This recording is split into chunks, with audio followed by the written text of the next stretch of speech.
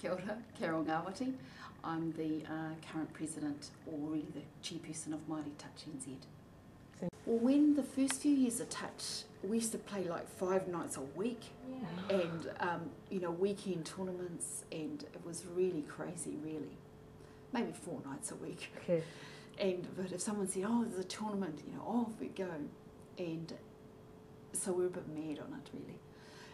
But once we sort of started doing representative and stuff, it started the administration, and so we started to take over. And once we decided that, so what happened in New Zealand with Touch?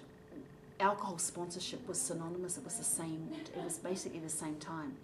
So Touch was introduced at the same time as alcohol sponsorship. Okay. And so at a module level, at a national level, alcohol was everywhere.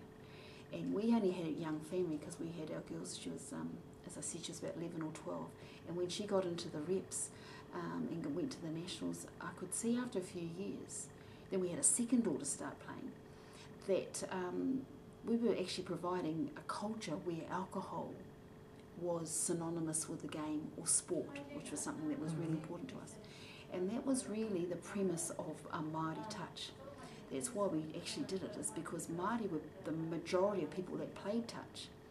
And our health stats around alcohol and smoking was so bad that here we were creating this environment in a sport that most of the players were Māori, and alcohol was there as a catalyst. So when we started Māori Touch, we decided that it was going to be for health and well-being, not only just cultural well-being and a place for practices of our own practices, but it would be alcohol-free and smoke-free. Okay. Yeah, because Touch never used to be. And mainstream Touch is actually, interestingly, have got less and less of alcohol, because they used to have these functions at the end of the Touch Nationals that used to be in the biggest building in whatever town, and it was just a beer bar. Okay. And everyone just got drunk as.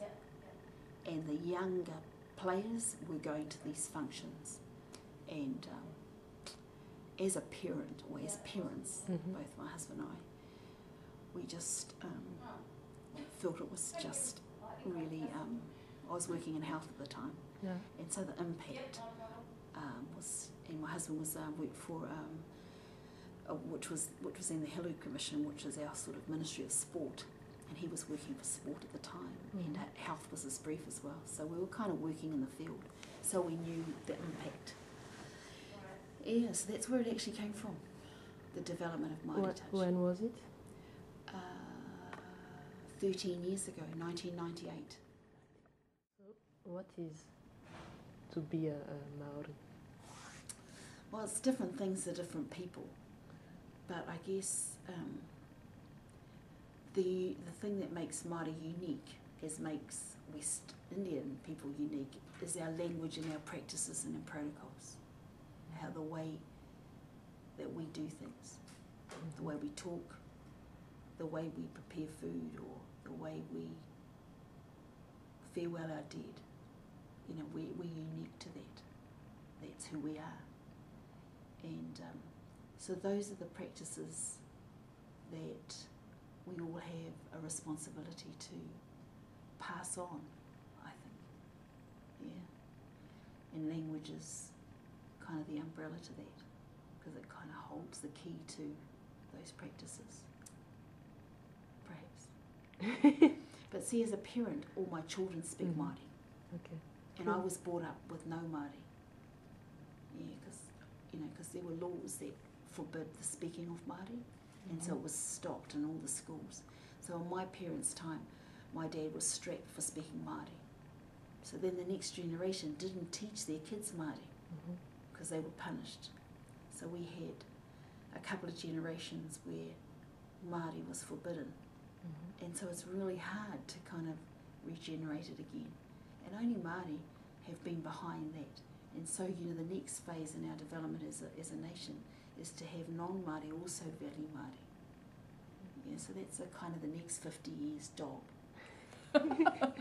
50. Yeah, I wish it was 5 years, but it'll take. Yeah. Anyway, I suppose for us as a family, and especially with the kind of recent loss of my husband, that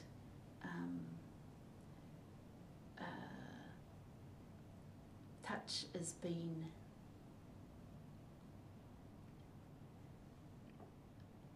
the catalyst to keep us as a family together. You know, we've played together and stayed together, really, as a family. So, you know, we owe a lot to the game, and it's been an opportunity to find who we are as Māori, and for me and Gerard to work together on something. You know, now that he's in here, it's been I treasure it, yeah, because it's something that, you know, we did together. So it's important. And our children value it, yeah, they know that it's a legacy, if you know what I mean, for us as a family, yeah. And so when people say of the Ngawati family, they know it means touch, yeah. And it's kind of cool, really. I never thought about it before Gerard passed away. It was just, oh God, touch again. Oh, you know, because but now I know that without it, we wouldn't probably have had such a rich life in the way of all the things that are important. Yeah.